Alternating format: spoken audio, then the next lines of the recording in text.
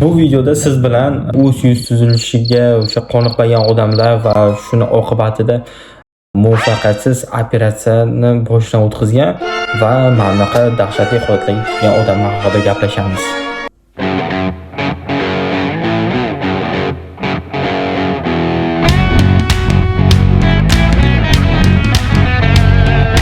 Siz ham o'z yuz tuzilishingizni o'zgartirish xohlarmidingiz? Masalan, burningiznimi yoki labingiznimi yoki ko'zlaringiznimi?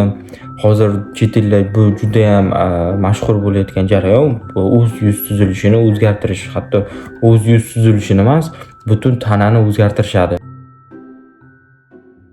Qayeringizni o'zgartirmoqchi bo'lsangiz, siz albatta plastik xirurgiya qildirishingiz kerak bo'ladi. Va bu plastik xirurgiyada albatta o'xshamagan operatsiyalar ham juda ham ko'p uchrab turadi.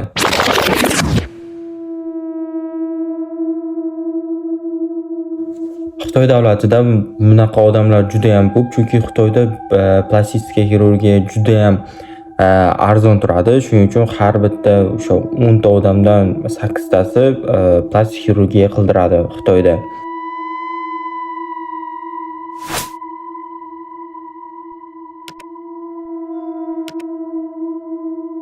Bir xil odamlar ataylab o'sha g'alati ko'rinishga o'zini keltirib qo'yadi, boshqalardan ajralib turish uchun. Hatto shunaqangi holatlar ham bo'lgan. Bitta odam bo'lgan, u juda ham kuchukni yaxshi ko'rardi. Shunchalik qattiq mehr qo'yganda, u o'z yuz tuzilishini xuddi kuchuklarnikidek qilib o'zgartirgan. O'z yuz tuzilishini xuddi kuchuklarnikidek qilib o'zgartirgan odam haqida отдельный bitta boshqa bir video tayyorlayman. U ancha o'sha ko'proq ma'lumot bo'ladi u odam haqida.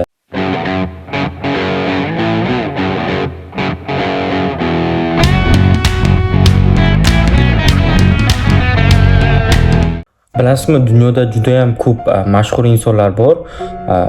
Ular o'z yuz tuzilishini o'zgartirdi deb biz o'ylaymiz, lekin ular aslida o'lgan bo'lishi mumkin va ularning o'rniga qanaqadir o'sha двойник deyiladi ruschada, o'sha ikkinchi xuddi o'xshash odamni qo'yib qo'yishgan bo'ladi.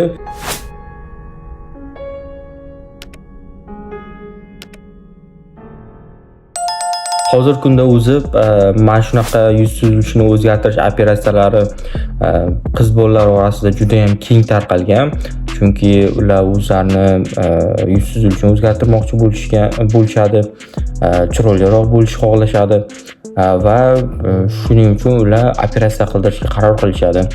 Va bu noto'g'ri fikr ham bo'lishi mumkin, chunki hozir dunyoda juda ham ko'p muvaffaqiyatsiz operatsiyalar bo'lib o'tgan.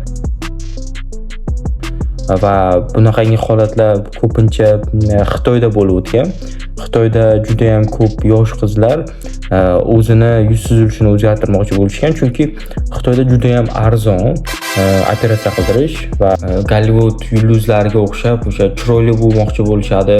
Ularni ko'rishadi, operatsiya qilishgan va o'z yuz tuzilishini o'zgartirib juda ham bir xun'iy bo'lib turib, juda ham chiroyli bo'lib ketishgan. Mana shunaqa rasmlarni ko'rib, ular havas qilishadi va xuddi mana shunaqa o'zgaraman deb o'ylashadi.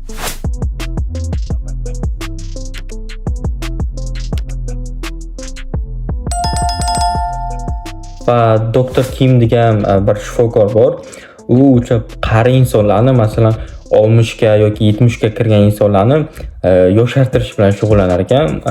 Shu yuz tuzilishini mana bunaqa tortar ekan va tortgan sababli ular qanaqadir yosharib ketar ekan.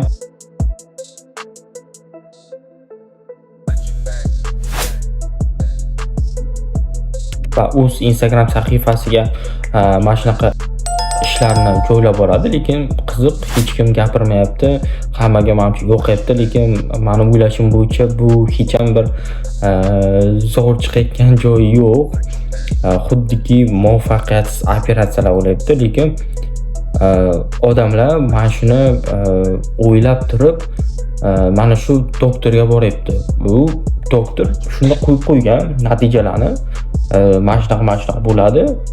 Operatsiyadan keyin shunaqa bo'ladi va odamlar boryapti mana shu videolarni ko'rib xuddi shunaqa bo'lmoqchi. Endi bilmadim bular qanaqa mentalitet bo'ladi va bitta narsani inobatga olish kerakki, bunaqa operatsiyalardan keyin siz oldingi yuz tuzilishingizga, oldingi holatingizga qayta olmaysiz. Mana shu qanaqa o'zgartirdi va mana shunaqa bo'lib qolasiz endi. Faqat o'sha tabiiy yo'l bilan o'zini o'sha o'zgartirsa bo'ladi. Masalan, zalga borib, trenirovkalar qilib, shu o'zgartirishingiz mumkin. Lekin bunaqa xirurgichskiy narsalarga o'zi ancha o'ylash kerak va hozirgi kunda masalan juda ham qattiq bir rivojlangan bo'lsa ham shunaqangi zo'r doktorlar bor, ular o'sha juda ham qimmat.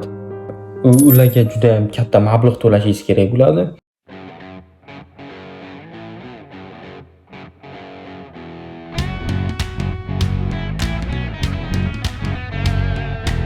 Xo'p, bu bilan tanishinglar. Buni ism familiyasi Sara Tabr.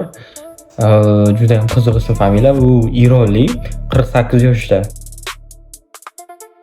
Va bu qiz juda ham Angelina Jolini o'sha muxlisi ekan, fanatkasi ekan va unga o'xshashni juda ham xohlagan ekan. Bu qizlarni qo'yib turaylik, bolalar haqida gaplashsaylik. Hozir bolalar o'sha mana bunaqa o'sha kachok bo'lib ketish holida.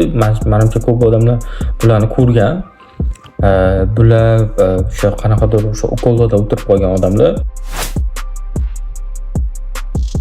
Chiroyliroq ko'rinish uchun mana shunaqa tanasini shu holatga keltiradi. Menimcha bu hech ham qanaqadir chiroyli ko'rinmaydi va xuddi juda ham g'alati ko'ringan. Chunki bu yoqda sizda побочный effektdan keyin qanaqadir yaralar toshib ketadi va уже siz mana shunaqa steroidlarni mana shu sportmenlar уже qabul qilmagandan keyin buni ta'siri juda ham yomon bo'ladi.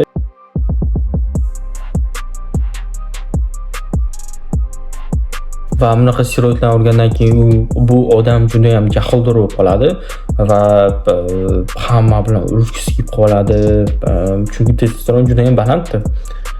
Va bundan keyin albatta soch to'kilishi ham bo'ladi. Mana shunaqa steroidlarni olgandan keyin siz buni qabul qilish to'xtatganingizdan keyin albatta depressiyaga tushib qolasiz. Motivatsiyangiz tushib ketadi.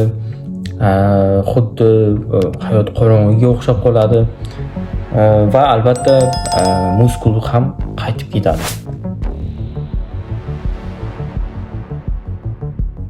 Albatta buni boshlash uchun ancha mablag' talab etiladi va ovqatlanish juda ham zo'r bo'lishi kerak.